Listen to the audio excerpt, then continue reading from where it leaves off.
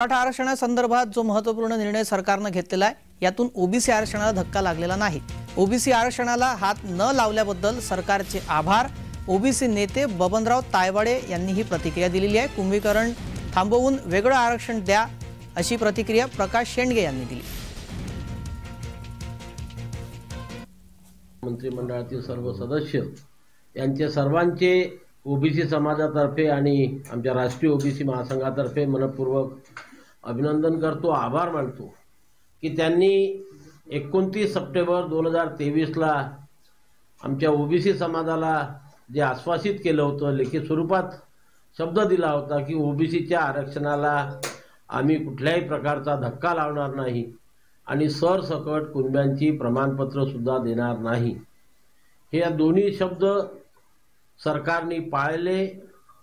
सरकारला माझी विनंती आहे की आता मराठा समाजाचा हा कायदा पारित केल्यानंतर आता मराठा समाजाचं कुणबीकरण जे आहे ते आता त्यांनी थांबवावं।